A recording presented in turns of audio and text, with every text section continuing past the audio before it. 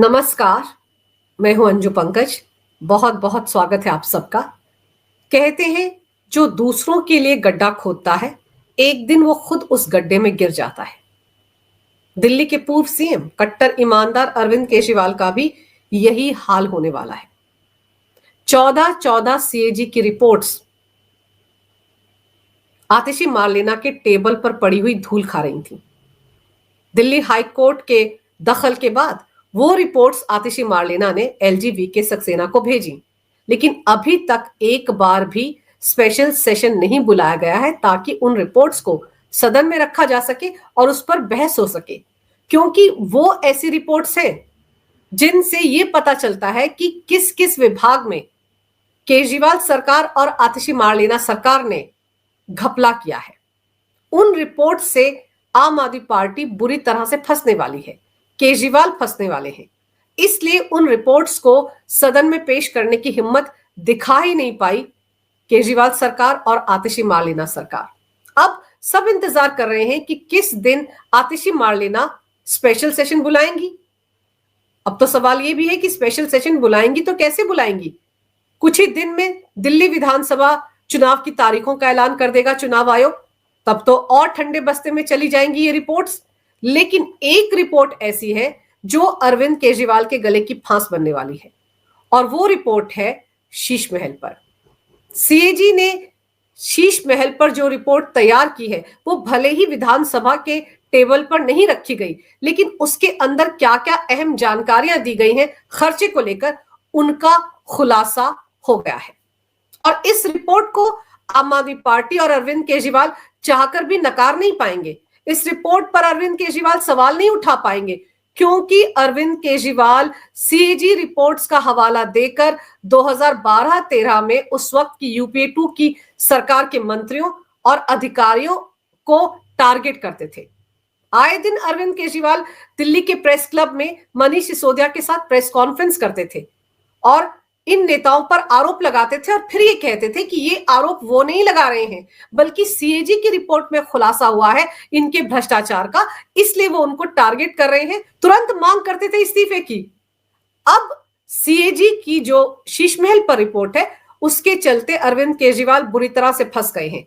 अभी तक तो जो छन छन कर जानकारी आती थी शीश महल को लेकर, उस पर तो आम आदमी पार्टी के नेता कन्नी काट लेते थे। अरविंद केजरीवाल तो मौन व्रत रख लेते थे। एमसीडी की एक बैठक के दौरान अरविंद केजरीवाल से शीश महल को लेकर सवाल पूछा गया था तो वो बैठक छोड़कर भाग गए थे। लेकिन अब सीएजी की रिपोर्ट में जो खुलासा हो रहा है उसको अरविंद केजरीवाल नजरअंदाज नहीं कर पाएंगे, क्योंकि इस खुलासे की टाइमिंग बहुत खास है। 1.5 महीने बाद दिल्ली में विधानसभा चुनाव होने वाले हैं, और उन चुनावों से पहले दिल्ली की जनता अरविंद केजरीवाल से जानना चाहेगी कि सीएजी की रिपोर्ट में जो खुलासे हुए हैं उस पर उनकी क्या राय है। और ये जो सीएजी की रिपोर्ट है, इसमें जो खुलासे हुए हैं वो देखिए क्या क्या है। सीएजी की रिपोर्ट में शीश महल पर किए गए फालतू खर्च के बारे में विस्तार से बताया गया है।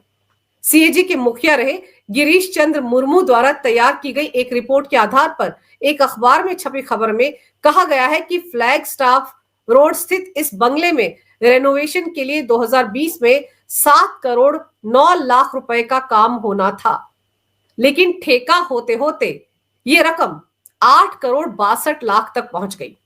लेकिन जब काम 2022 में पूरा हुआ तब जनता के टैक्स के 33 करोड़ रुपए से ज्यादा पैसे इस शीश महल में लग चुके थे। आप सोचिए, 33 करोड़ रुपए खर्च किए जा चुके थे, जबकि कहा यह जा रहा है कि रेनोवेशन थी। 80 साल पुराना एक बताया जाता है कि बंगला था, उसको इसलिए रेनोवेट करना पड़ गया क्योंकि संजय सिंह का कहना था कि उसकी दीवारें जर्जर हो चुकी थी। अरविंद केजरीवाल के पिता के ऊपर छत गिर गई थी, इसलिए उसकी रेनोवेशन करवानी पड़ गई। और 33 करोड़ रुपए सीएजी के मुताबिक इस बंगले पर खर्च हो चुके थे 2022 तक। सीएजी ने शीश महल के ऑडिट में यह जानकारी भी दी है कि 33 करोड़ में से 18 करोड़ इसलिए खर्च हुए क्योंकि जो सामान असल में लगाया जाना था उसकी जगह कहीं ज्यादा महंगा सामान शीश महल में इस्तेमाल किया गया। अब समझने वाली बात यह है कि क्या सही में जो सामान इस्तेमाल किया गया उसकी कीमत वही थी जो बिलों में दिखाई गई, या माल सस्ता था लेकिन कीमत को बढ़ा चढ़ा कर दिखाया गया ताकि करोड़ों रुपए की उगाही की जा सके। सवाल यह भी है, आगे सीएजी ने अपनी रिपोर्ट में ऐसे सामान की लिस्ट भी दी है जिसमें निर्माण से जुड़े 198 सामान हैं, जबकि 40 चीजें इलेक्ट्रिकल फिटिंग से जुड़ी हुई हैं। यह भी बताया गया है कि 2 साल में काम के दौरान पीडब्ल्यूडी ने इसके लिए 5 अलग अलग बार एस्टिमेट पेश किए। आप सोचिए, पीडब्ल्यूडी विभाग ने इसके लिए निर्माण कार्य के दौरान जो 2020 से 2022 तक चला, उसमें 5 अलग अलग एस्टिमेट दिए गए। अगर ये रेनोवेशन थी, शुरुआत में 7 करोड़ के आसपास पैसा सैंक्शन हुआ था, तो उसके लिए बार बार 5 बार एस्टिमेट देने की जरूरत क्यों पड़ी? पहली मर्तबा में जो तय हो गया था कि इतना पैसा रेनोवेशन पर खर्च किया जाएगा, उसी पर सबको काम करना चाहिए था। लेकिन 5 बार एस्टिमेट दिए गए। इसका मतलब यह है कि एक सोची समझी साजिश के तहत रेनोवेशन के नाम पर नया बंगला खड़ा करने की साजिश की गई, जिसमें पीडब्ल्यूडी विभाग, फाइनेंस विभाग और मुख्यमंत्री कार्यालय तो शामिल था ही। आगे इस रिपोर्ट में यह भी जानकारी दी गई है कि 1,87,00,000 का खर्च तो सिर्फ बाथरूम और जिम के सामान की फिटिंग पर किया गया। अरविंद केजरीवाल जिम भी करते हैं, ये तो शायद दिल्ली की जनता को पहली बार पता चला होगा। वैसे अरविंद केजरीवाल हर 6 महीने के बाद कहीं ना कहीं चले जाते हैं विपश्यना करने के लिए, 10-10 दिन के लिए, लेकिन उनके घर में बाथरूम और जिम के सामान की फिटिंग पर 1,87,00,000 रुपए खर्च किए गए। ये वही अरविंद केजरीवाल है जो शीला दीक्षित पर बहुत सवाल उठाते थे। याद कीजिए अरविंद केजरीवाल का वो ट्वीट जो उन्होंने 27 अक्टूबर 2013 में किया था। इस ट्वीट में अरविंद केजरीवाल ने लिखा था, दिल्ली की मुख्यमंत्री शीला दीक्षित जी के घर में 10 एसी लगे हुए हैं। मैंने तो सुना है उनके बाथरूम में भी एसी लगा हुआ है। कौन भरता है उनके एसी का बिल? मैं और आप भरते हैं। मेरा तो कलेजा कांप उठता है ये सोचकर कि जब दिल्ली की 40% जनता झुग्गियों में रहती है, तब कोई मुख्यमंत्री कैसे एक आलीशान घर में रह सकता है। अब कोई अरविंद केजरीवाल से पूछे कि उनके एसी का बिल, उनके घर का बिजली का बिल, पानी का बिल कौन देता है? उनके घर में तो 50-50 एसी लगे हुए हैं। उनका बिल कौन दे रहा है? दिल्ली की जनता दे रही है। और अरविंद केजरीवाल का कलेजा कांप उठता था ये सोचकर कि शीला दीक्षित के बाथरूम में एक एसी लगा हुआ है। अरविंद केजरीवाल के वॉशरूम में तो 12-12 लाख की टॉयलेट सीट लगी हुई है, गोल्ड प्लेटेड टॉयलेट सीट है। उसमें क्या क्या सुविधाएं हैं उनके बारे में आम आदमी सोच भी नहीं सकता। तब अरविंद केजरीवाल का दिल नहीं कांपता ये सोच सोच कर कि जिस दिल्ली में 30-35% लोग झुग्गी झोपड़ियों में रहते हैं, वहां का मुख्यमंत्री 55 करोड़ के शीश महल में रहता है। ये सोच सोच कर अरविंद केजरीवाल का कलेजा नहीं फटता, तब उनका कलेजा नहीं कांपता। लेकिन शीला दीक्षित को टारगेट करने के लिए अरविंद केजरीवाल के पास ये तमाम तरह के जुमले होते थे। आप सोचिए किस तरह की राजनीति अरविंद केजरीवाल करते आए हैं, और सीएजी की रिपोर्ट ने उन्हीं अरविंद केजरीवाल को पूरी तरह से बेनकाब कर दिया है। तो सवाल तो यह है कि अरविंद केजरीवाल के घर में वॉशरूम में 1,87,00,000 रुपए जो खर्च किए गए, वो कहां से आए थे? वो भी तो दिल्ली की जनता के पैसे थे। जिम के सामान की फिटिंग की जरूरत क्या थी? और फिर सीएजी ने उस सामान की लिस्ट भी दी है जिन पर अधिक खर्च किया गया, और वो सामान भी बताया जिसको जबरदस्ती शीश महल में फिट किया गया। यानी कि ऐसा सामान था जिसे कि कम पैसे में खरीद कर भी इस शीश महल में लगाया जा सकता था, लेकिन ऐसा नहीं किया गया। ज्यादा खर्च किया गया कुछ सामान पर। साफ है कि उस सामान को खरीदते वक्त पैसे की धांधली की गई, दाएं बाएं पैसा किया गया, पता नहीं किस किस की जेब में वो पैसा गया, वरना जरूरत से ज्यादा खर्च करने की क्या जरूरत थी। और फिर वो सामान जिसको जबरदस्ती शीश महल में फिट किया गया, उसकी भी क्या जरूरत थी? बड़ा सवाल तो यही है कि जिम के सामान की फिटिंग की क्या जरूरत थी? अरविंद केजरीवाल के घर में उनके माता पिता हैं, वो भी जिम नहीं करते होंगे। उनकी पत्नी और अरविंद केजरीवाल भी जिम नहीं करते होंगे। उनका बेटा और बेटी ही जिम करते होंगे। तो उनके लिए क्या ये 2.25 करोड़ का सामान जिम का लगाया गया? और फिर इस रिपोर्ट में सीएजी ने यह खुलासा भी किया है कि दीवार पर लगने वाली टाइल पर 46 लाख रुपए खर्च किए गए, एलईडी लाइट्स पर 45 लाख खर्च किए गए, एलईडी पट्टियों पर 12 लाख खर्च किए गए, जमीन पर लगने वाली टाइल्स में 9 लाख रुपए खर्च किए गए, जबकि पंखे से लेकर लकड़ी और दरवाजे के हैंडल पर 2 लाख से लेकर 5 लाख रुपए तक का खर्चा किया गया। सीएजी ने अपनी रिपोर्ट में यह भी कहा है कि 3 करोड़ से ज्यादा इंटीरियर पर खर्च किया गया, 61 लाख रुपए लिफ्ट और स्लाइडिंग डोर्स पर खर्च किया गया, 2 करोड़ ऊंचे ग्रेड के पत्थर पर खर्च किया गया। सरकारी आवास था, लिफ्ट लगाने की क्या जरूरत थी, स्लाइडिंग डोर्स की क्या जरूरत थी, 2 करोड़ ऊंचे ग्रेड के पत्थर लगाने की भी क्या जरूरत थी। अरविंद केजरीवाल सरकारी घर में रह रहे थे, एक तरह से सरकारी नौकर है वो। दिल्ली की जनता ने उनको सीएम की कुर्सी पर बैठाया था और उन्होंने सीएम की कुर्सी पर बैठते ही अपने लिए ऐसा शीश महल तैयार कर लिया जिसमें 61 लाख रुपए की लिफ्ट लगा डाली। 2 फ्लोर्स है उस घर में, ग्राउंड और फर्स्ट फ्लोर, उसके लिए भी लिफ्ट लगाई गई 62 लाख की, और फिर मॉड्यूलर किचन पर भी 65 लाख रुपए खर्च किए गए। सीएजी ने यह भी बताया कि रिपोर्ट के लिए असल बिल देने में भी आम आदमी पार्टी सरकार आनाकानी कर रही थी।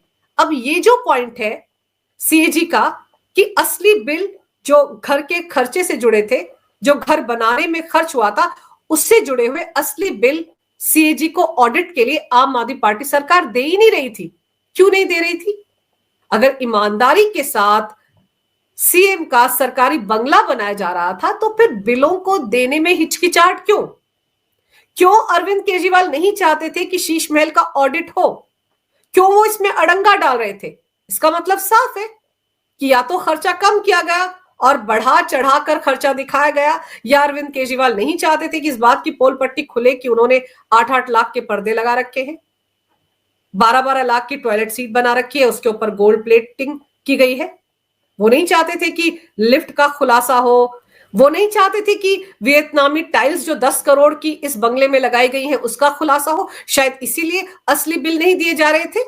और फिर सीएजी ने अपनी रिपोर्ट में शीश महल के काम के लिए दिए गए ठेकों पर भी सवाल उठाया है। यह सवाल इसलिए अहम है क्योंकि कहा जाता है कि जिन ठेकेदारों ने, जिन कंपनियों ने शीश महल बनाया या पुराने बंगले का रेनोवेशन किया, वो कहीं आम आदमी पार्टी से जुड़े हुए तो नहीं थे, कहीं किसी विधायक, किसी मंत्री के चाचा ताए तो नहीं थे।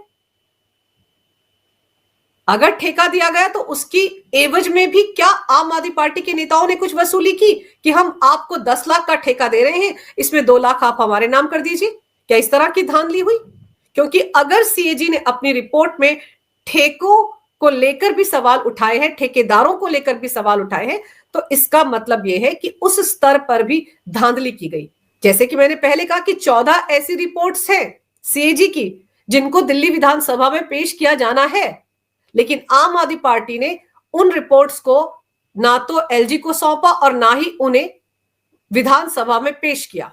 तो यहीं से कहानी समझ में आ जाती है कि क्यों वो रिपोर्ट्स अब तक पेश नहीं की गई, क्योंकि उन रिपोर्ट्स में हर विभाग में किस तरह का खर्चा आम आदमी पार्टी ने किया है उसकी पूरी पोल पट्टी खुल जाएगी।